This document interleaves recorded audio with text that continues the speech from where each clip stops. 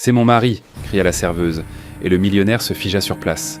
Carla n'avait jamais imaginé qu'un mensonge, prononcé sous le coup de l'impulsion, pourrait changer toute sa vie.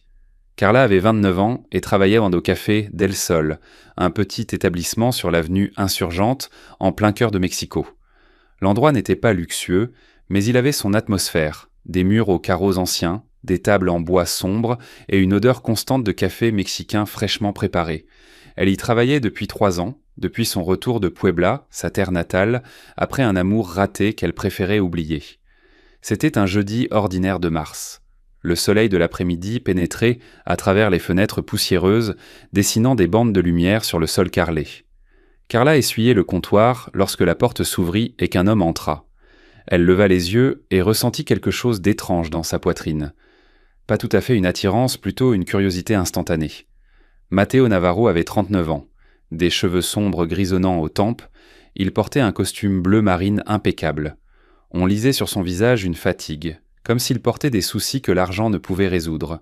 Il regarda autour de lui avec l'air d'un homme cherchant un refuge. « Bonjour, dit Carla en souriant. Asseyez-vous où vous voulez. » Matteo hocha la tête et choisit une table dans un coin, loin de la fenêtre. Carla prit son carnet et s'approcha.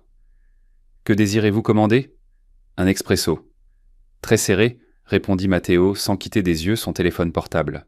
« Bien sûr, je vous apporte ça tout de suite. » Carla prépara le café avec soin, comme elle le faisait pour tout le monde, et l'apporta à la table. Matteo la remercia d'un geste rapide et se remit à écrire sur son téléphone, visiblement agacé par quelque chose.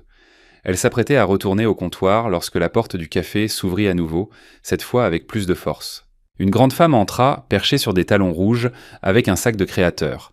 Les cheveux parfaitement coiffés, le regard perçant. Elle parcourut la pièce du regard et, apercevant Matteo, son visage s'illumina d'un sourire triomphant. « Matteo, je savais que je te trouverais ici !» cria la femme en se dirigeant droit vers sa table. Matteo leva la tête et Carla vit son visage changer instantanément, de la surprise à un mélange de colère et de honte. « Isabella, dit-il doucement, qu'est-ce que tu fais ici ? » « Je suis venu te voir, mon amour. Nous devons parler, répondit Isabella en tirant une chaise et en s'asseyant sans invitation. Tu ne peux pas continuer à m'ignorer. Je t'ai déjà dit que nous n'avions rien à nous dire, dit Matteo en regardant rapidement autour de lui, gêné. Carla fit semblant de ranger des tasses sur le comptoir, mais elle ne pouvait s'empêcher d'observer la scène. Il y avait quelque chose de très lourd dans la façon dont cette femme regardait Matteo, de manière possessive, déterminée. « Tu ne peux pas tout finir comme ça, Matteo. Nous avons une histoire, insista Isabella en se penchant au-dessus de la table. Je sais que tu ressens encore quelque chose. Isabella, s'il te plaît, c'est fini depuis 6 mois. Tu dois tourner la page, dit Matteo d'une voix basse mais ferme. Tourner la page ? Tu m'as quitté sans explication. Après 2 ans ensemble, tu as simplement disparu, dit Isabella en haussant le ton. Certains clients commencèrent à se retourner. Carla sentit sa poitrine se serrer. Elle ne connaissait pas cet homme, mais quelque chose en elle voulait l'aider. Peut-être parce qu'il avait l'air coincé, ou peut-être parce qu'elle était de celles qui défendent ceux qui semblent en avoir besoin. Sans trop réfléchir, Carla prit une tasse et s'approcha de la table. « Voici ton café, chérie, » dit-elle en le posant devant Matteo avec un sourire, puis, avant d'avoir le temps de changer d'avis, elle lui prit doucement la main et regarda droit dans les yeux d'Isabella. « Désolé pour le retard, je l'ai préparé comme mon mari l'aime. » Le silence qui suivit fut absolu. Matteo se figea complètement immobile, les yeux écarquillés. Isabella regarda Carla, puis Matteo, puis de nouveau Carla, la bouche entr'ouverte. « Ton mari ?» répéta Isabella, incrédule. Carla sentit son cœur prêt à bondir hors de sa poitrine, mais garda le sourire. « Oui, nous nous sommes mariés il y a 3 mois. Désolé, il semble qu'il ne t'ait pas raconté. » Matteo réagit enfin, la regardant avec un mélange de choc et de quelque chose ressemblant à de la gratitude. Il ne la contredit pas. Isabella se leva brusquement, sa chaise grinçant sur le sol. « C'est ridicule, dit-elle, mais sa voix manquait déjà de force. » Elle regarda Matteo, attendant qu'il démente, mais Matteo baissa simplement les yeux. « Isabella, tu ferais mieux de partir, » dit-il calmement.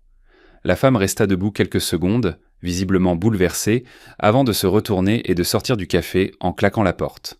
Une fois partie, Carla lâcha la main de Matteo et recula d'un pas, réalisant soudain ce qu'elle venait de faire. « Je suis vraiment désolée. Je ne sais pas ce qui m'a pris. J'ai juste eu l'impression que vous aviez besoin d'aide, » murmura-t-elle en rougissant.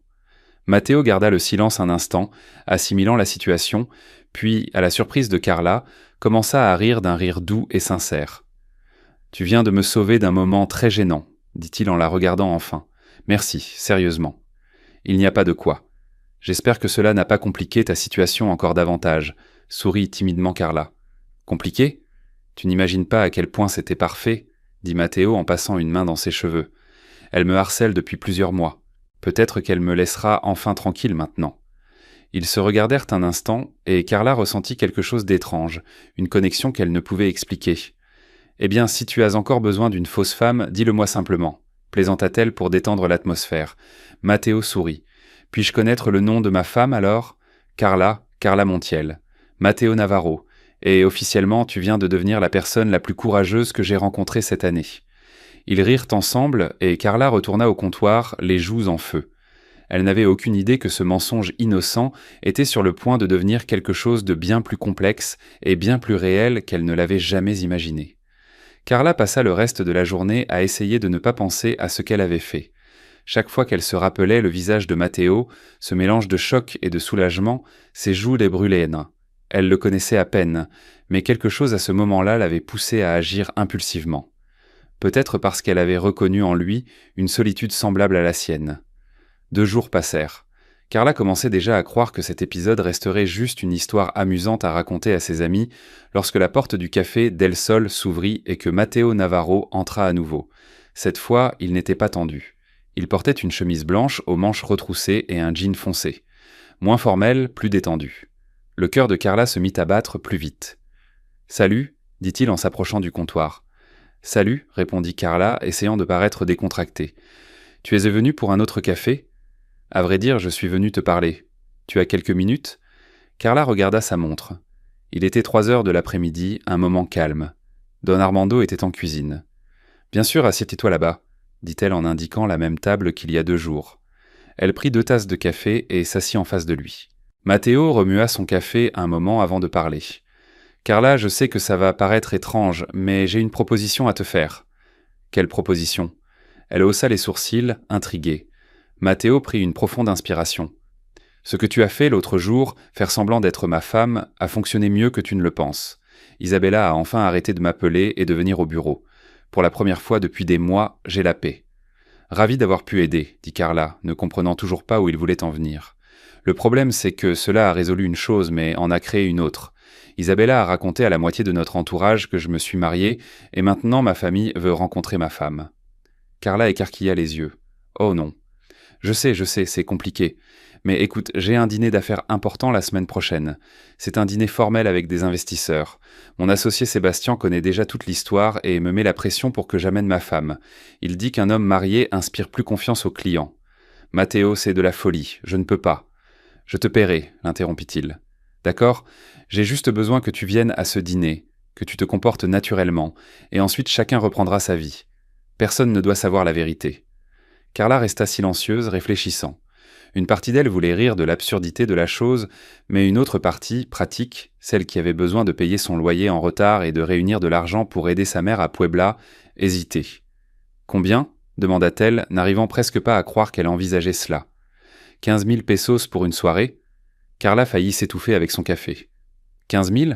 C'est important pour moi, » dit Matteo sérieusement. « Et tu m'as aidé sans rien demander en retour. Je veux te payer. » Carla le regarda, essayant de lire ses intentions. Il ne semblait pas dangereux. Il y avait de l'honnêteté dans ses yeux et peut-être un peu de désespoir. Et après ça, on divorcera simplement pour de faux ? On pourra dire que ça n'a pas marché. Des mariages se brisent de tous les jours. Personne ne posera trop de questions. Carla se mordit la lèvre. 15 000 pesos, c'était presque 2 mois de son salaire. Avec ça, elle pourrait payer la dette d'hôpital de sa mère, et il en resterait encore un peu. « Juste un dîner, confirma-t-elle. Juste un dîner, promis. » Elle soupira. « D'accord, mais à une condition. Tu dois me raconter toute la vérité sur cette Isabella. Qui est-elle ? Pourquoi ne te laisse-t-elle pas tranquille ?» Matteo sourit à peine, comme soulagé. « C'est juste, Isabella était ma petite amie. Nous nous sommes rencontrés il y a 2 ans lors d'un événement professionnel. C'est la fiera d'un homme d'affaires influent et au début, tout semblait parfait. Mais avec le temps, j'ai compris qu'elle s'intéressait plus à mon entreprise et à mon argent qu'à moi-même. » « Comment as-tu compris ça ?» « J'ai entendu une conversation avec une de ses amies. Elle disait qu'elle sortait avec moi parce que j'étais un bon investissement, et que lorsque nous serions mariés, elle aurait accès à tout. C'était humiliant. Je suis désolé. Carla ressentit de la compassion. J'ai rompu avec elle le jour même, mais Isabella ne l'a pas accepté. Elle a commencé à venir au bureau, chez moi, partout. Elle disait que je me comportais bêtement, que nous avions un avenir. C'est devenu très lourd. Et ta famille? Ils ne savent en rien? Ma mère adorait Aunt Isabella. Elle pense encore que j'ai fait une erreur en la quittant. C'est pourquoi quand Isabella a dit que je m'étais marié, ma mère s'est presque réjouie. Au moins, elle a arrêté d'essayer de nous remettre ensemble. Carla hocha la tête, commençant à comprendre l'ampleur du problème. Et ce dîner sera difficile. Pas vraiment. Des conversations d'affaires, des toasts, des sourires. Tu as juste besoin d'être à mes côtés et d'avoir l'air heureuse. Avoir l'air heureuse? Ça, je sais faire, dit Carla en souriant à peine. Je suis serveuse depuis 3 ans. Faire semblant que tout va bien fait partie du travail. Matteo rit et Carla réalisa qu'elle aimait ce rire sincère et sans masque. Alors, marché conclu? Demanda-t-il en tendant la main. Carla regarda sa main, hésita une seconde, puis la serra. Marché conclu. Ils continuèrent à discuter pendant environ 1 heure. Matteo parla de son entreprise technologique qui conçoit des logiciels pour les hôpitaux. Carla parla de Puebla, de la façon dont elle avait quitté son village à la recherche de quelque chose de mieux dans la capitale et comment elle se sentait parfois perdue au milieu de tant de gens. Lorsque Matteo se leva pour partir, Carla ressentit un étrange mélange de nervosité et d'excitation. Elle s'apprêtait à entrer dans un monde complètement différent du sien, ne serait-ce que pour une nuit. « Je t'appellerai dans les prochains jours pour régler les détails », dit Matteo à la porte. « D'accord. Et Carla ? » ? « Oui. Merci de m'avoir fait confiance. » Il sourit. « Merci d'avoir accepté cette proposition folle. » Lorsqu'il fut parti, Carla retourna au comptoir et appuya ses mains sur le marbre froid, essayant d'assimiler ce qui venait de se passer. Don Armando sortit de la cuisine en s'essuyant les mains avec un torchon. « Qui c'était » demanda-t-il avec curiosité. Carla sourit, ne sachant pas quoi répondre. « Une longue histoire, Don Armando, très longue. » Et tandis qu'elle essuyait les tables vides du café en cette journée calme, Carla ne pouvait s'arrêter de penser au visage de Matteo lorsqu'il souriait, et au fait que, sans savoir pourquoi, elle sentait déjà que quelque chose de spécial commençait entre eux. La semaine passa vite. Carla eut à peine le temps de regretter sa décision avant que le jour du dîner n'arrive. Matteo l'avait appelée 2 fois pour régler les détails. Le lieu serait le restaurant El Portal, un endroit très chic à Polanco. Elle devait venir en tenue formelle. Il passerait la prendre à 19h. Carla n'avait rien de formel dans son armoire. Ses robes étaient en simple pour le travail ou pour sortir avec des amis le week-end. Alors son amie Rosa, qui travaillait dans une boutique, lui prêta une robe bleu marine, classique et élégante, qui lui allait parfaitement. Lorsqu'elle se regarda dans le miroir ce soir-là, elle se reconnut à peine. Les cheveux détachés en ondulations douces, un maquillage discret soulignant ses yeux bruns, et la robe la faisait entièrement ressembler à une personne appartenant à ce monde de luxe, ne serait-ce que pour quelques heures. La sonnette retentit pile à 7 heures. Carla ouvrit la porte du petit appartement qu'elle partageait avec Rosa et vit Matteo dans le couloir. Il portait un costume gris foncé, parfaitement coupé, et il fut visiblement impressionné en la voyant. « Tu es magnifique, dit-il avec une totale sincérité. « Merci, toi aussi tu es très bien, répondit Carla, sentant la chaleur monter à son visage. Sur le chemin du restaurant, dans la voiture de Matteo, une berline noire confortable, il lui expliqua qui serait présent. L'important, c'est Rodolfo Salazar. C'est un investisseur qui peut propulser notre prochain projet. C'est un homme de la vieille école, il valorise beaucoup la famille et la stabilité. C'est pourquoi mon associé a tant insisté pour que je t'amène. Et ton associé Sébastien connaît la vérité ? Demanda Carla. Oui, mais il a juré de ne rien dire. Toute cette situation lui semble drôle, mais il me soutient. Lorsqu'ils arrivèrent à El Portal, Carla sentit un froid dans son ventre. Le restaurant était impressionnant. Des lustres en cristal, des tables aux nappes blanches immaculées, des serveurs en costume portant des plateaux de vin. Elle n'avait jamais été dans un tel endroit en tant que cliente. Matteo remarqua son hésitation et lui prit doucement la main. « Tranquille, ce n'est qu'un dîner. Tout va bien se passer. » Sa présence à ses côtés la rassurait. Ils furent conduits à une table ronde où 3 hommes étaient déjà assis. Matteo les présenta. Rodolfo Salazar, un homme aux cheveux gris à la posture imposante, Sébastien Torres, l'associé de Matteo, plus jeune et au sourire espiègle, et Javier Campos, l'assistant de Rodolfo. « Enchanté, Carla, » dit Rodolfo en lui serrant fermement la main. « Matteo nous a très peu parlé de vous. Il est très secret. » Enchanté également, Seigneur Salazar, répondit Carla en souriant. Pendant le dîner, la conversation oscillait entre les affaires et des sujets légers. Carla écoutait principalement, mais lorsque Rodolfo lui posait une question, elle répondait naturellement. Elle parla du café Del Sol, de Puebla et de la façon dont elle avait rencontré Matteo, inventant, bien sûr, une version romantique où il était un client régulier qui avait peu à peu conquis son cœur. Sébastien sourit en entendant l'histoire, visiblement amusé. « C'est une belle histoire. Et comment s'est passée la demande en mariage ?» demanda-t-il avec malice. Carla faillit s'étouffer avec son eau, mais Matteo vint rapidement à son secours. « C'était simple, rien d'ostentatoire.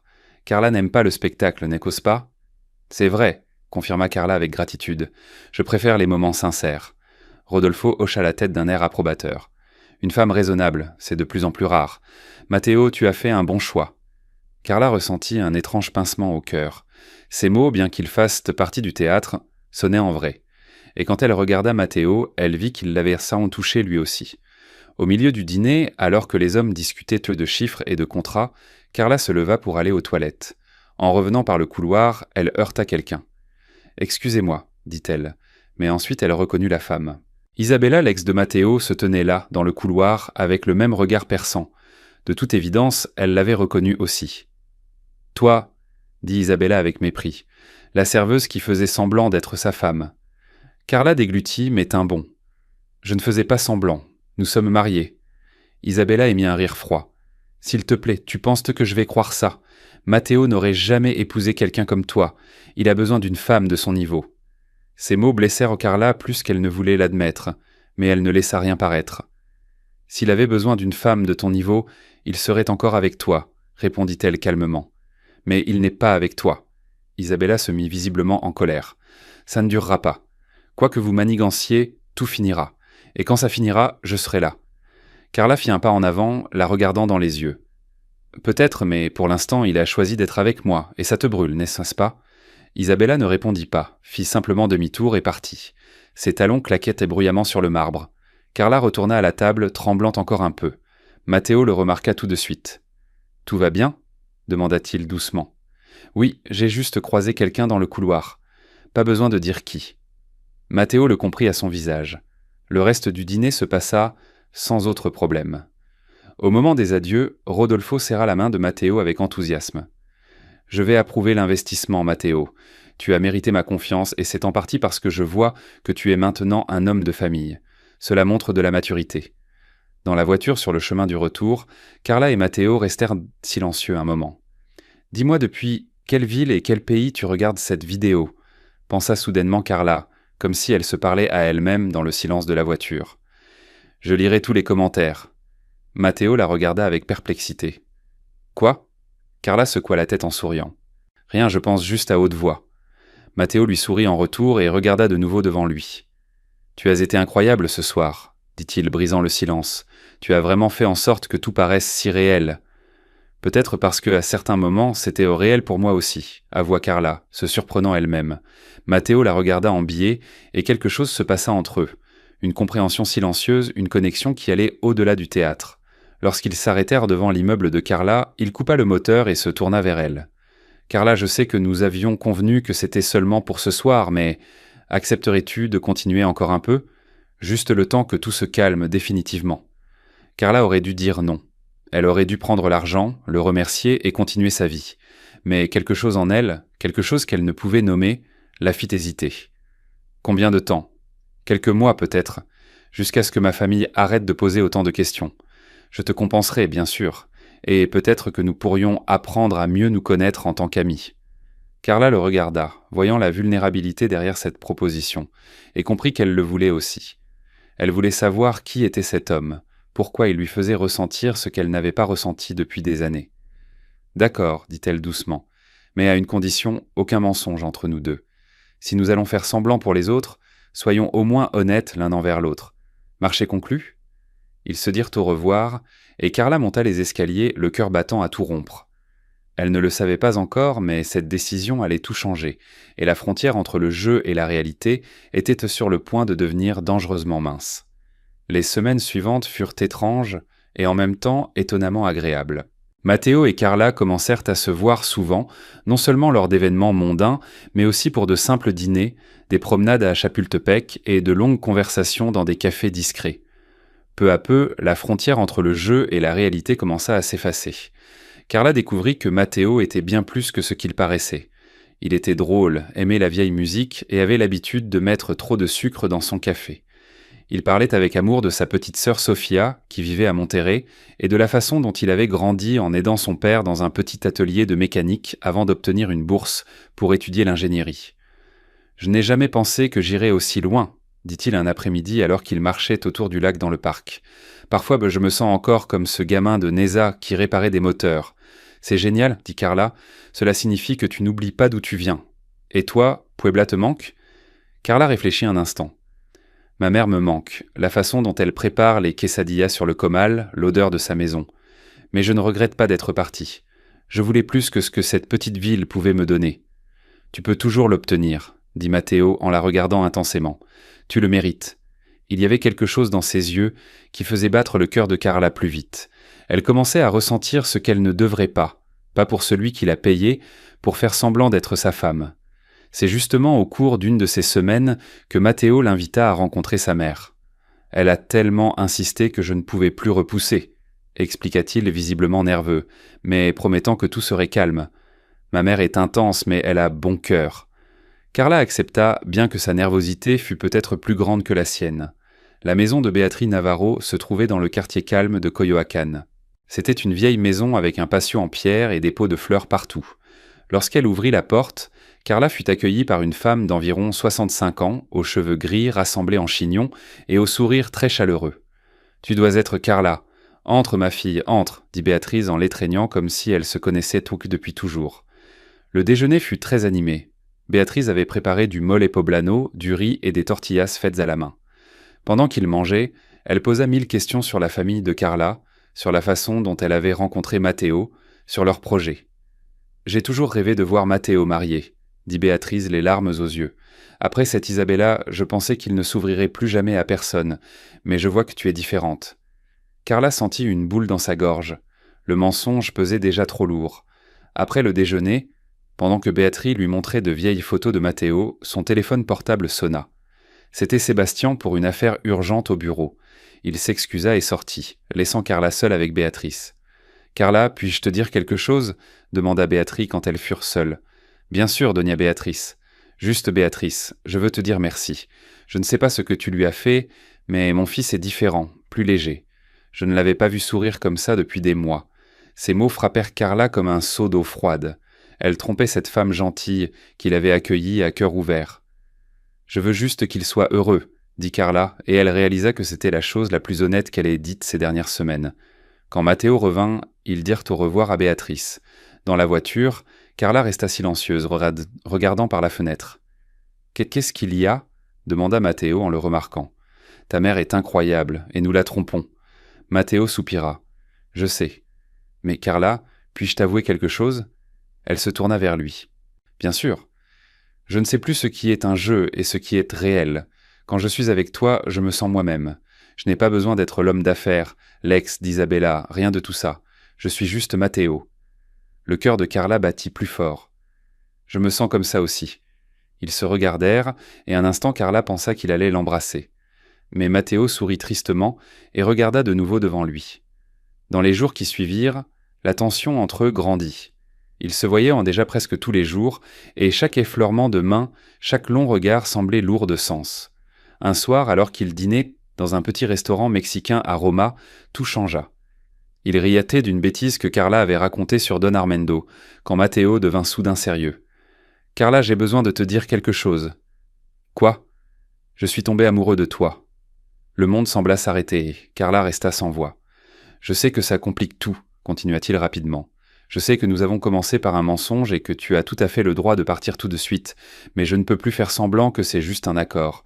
Avec toi, je sens que j'ai enfin trouvé quelqu'un qui me voit vraiment et je voulais que tu le saches. » Carla sentit des larmes couler sur ses joues. Matteo se tut. « Tu n'as pas besoin de répondre maintenant, » dit-il en tendant la main à travers la table. « J'avais juste besoin d'être honnête, comme nous l'avions promis. » Carla prit sa main, sentant la chaleur et la force de ce contact. Je suis aussi tombée amoureuse de toi, murmura-t-elle. Je ne sais pas quand c'est arrivé. Peut-être dès le premier jour au café, mais j'ai peur, Mathéo. Peur que ce soit trop grand, trop rapide. J'ai peur aussi, avoua-t-il. Mais peut-être qu'il est temps d'arrêter de faire semblant et de commencer pour de vrai, sans mensonge, juste toi et moi. Cette nuit-là, quand Mathéo la ramena chez elle, ils s'embrassèrent pour la première fois. Un long et doux baiser qui scella ce que les deux savaient déjà, ce qui se passait déjà depuis des semaines. Mais tout n'était pas sans nuages. Alors que Carla montait les escaliers de l'immeuble, flottant sur un nuage, elle ne savait pas qu'Isabella les observait depuis tout ce temps, depuis une voiture garée au coin de la rue, les yeux pleins de rage. L'ex de Mathéo était déterminé à faire tout son possible pour mettre fin à cette romance, même si cela signifiait raconter toute la vérité sur la façon dont tout avait commencé. La vie de Carla avait complètement changé ces dernières semaines. L'accord avec Mathéo n'existait plus. Ce qu'il y avait maintenant, c'était une vraie relation, construite sur des conversations sincères, des rires partagés et une connexion que personne ne pouvait nier. Ils décidèrent ensemble qu'il était temps de dire la vérité à Béatrice et aux amis proches de Mathéo. Mais avant qu'ils ne puissent le faire, Isabella les devança. C'était un samedi matin. Carla était au café Del Sol, aidant Don Armando, bien que ce fût son jour de congé, lorsque son téléphone portable sonna. C'était Mathéo, sa voix semblait tendue. « Carla, nous devons parler tout de suite. »« Qu'est-ce qu'il y a ?» Isabella a tout découvert. Je ne sais pas comment, mais elle a des photos de nous du premier jour, quand tu as fait semblant d'être ma femme, et elle menace de dire à tout le monde que notre mariage n'était que du théâtre depuis le début. Le sol se déroba sous les pieds de Carla. Qu'est-ce qu'elle veut ? De l'argent ? Elle me demande de la payer pour qu'elle se taise. Mais ce n'est pas seulement ça. Elle veut me voir souffrir. Elle veut détruire tout ce que j'ai construit. Mathéo, j'arrive tout de suite. Où es-tu ? Au bureau. Mais Carla, tu n'as pas besoin d'être impliquée davantage là-dedans. Ce pétrin est le mien. Je suis déjà impliquée, dit-elle fermement. J'arrive. Elle prit un taxi et 20 minutes plus tard arriva au bureau de Mathéo à Polanco. Le bâtiment était moderne, tout en verre. Quand elle entra dans son bureau, elle le trouva assis, la tête entre les mains. Sébastien était là aussi, inquiet. « Carla, dit Mathéo en se levant en la voyant, tu n'avais pas besoin de venir. »« Bien sûr que si, répondit-elle en s'asseyant à côté de lui. Nous sommes ensemble là-dedans, tu te souviens ?» Sébastien s'éclaircit la gorge. « Carla a raison, et honnêtement, je pense que vous donnez trop de pouvoir à Isabella.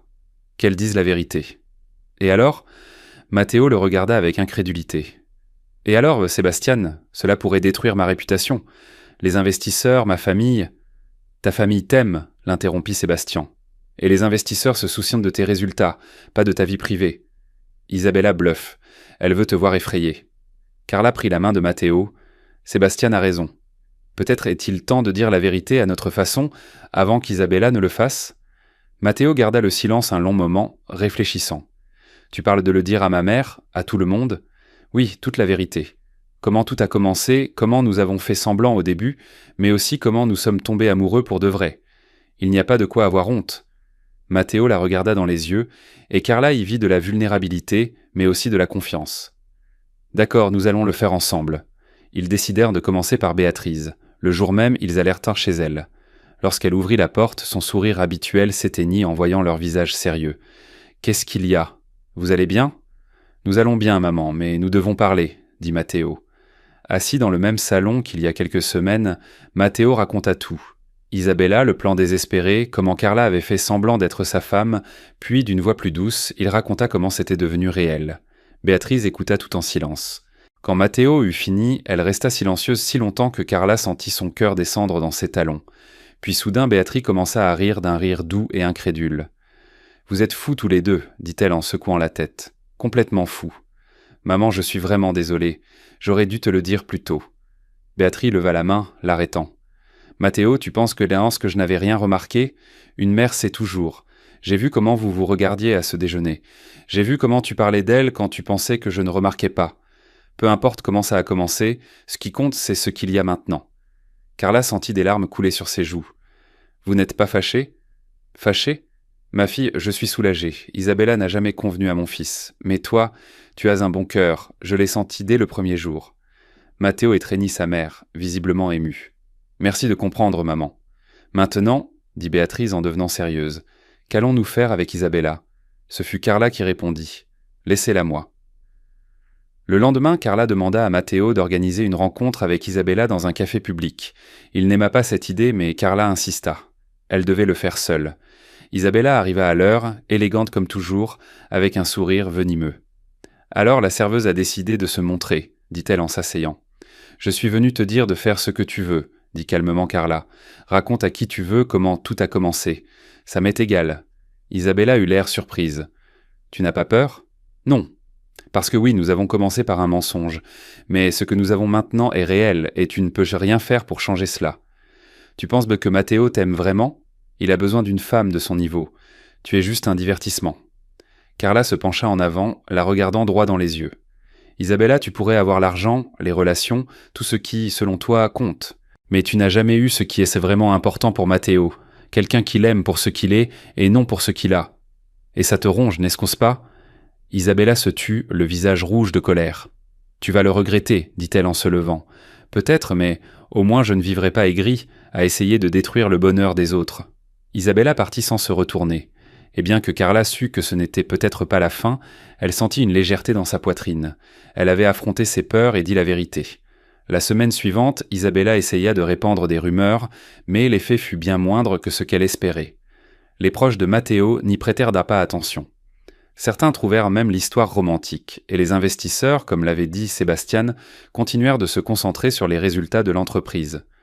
6 mois plus tard, Carla et Matteo étaient assis au café Del Sol, l'endroit même où tout avait commencé.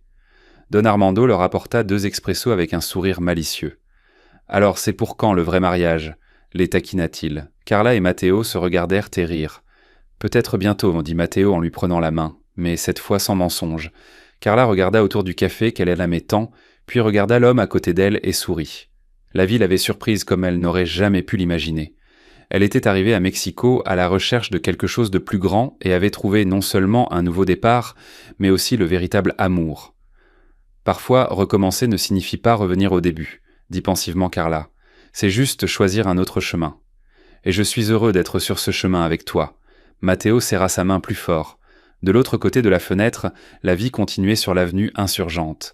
Des gens qui couraient, des klaxons, le soleil de l'après-midi qui colorait tout en or. Et là, dans ce petit café qui sentait les rêves et les retrouvailles, 2 personnes qui avaient commencé par un mensonge découvrirent la vérité la plus importante de toutes. Le véritable amour n'a pas besoin de masque, n'a pas besoin de faire semblant. Il vient simplement quand on s'y attend le moins et quand on en a le plus besoin.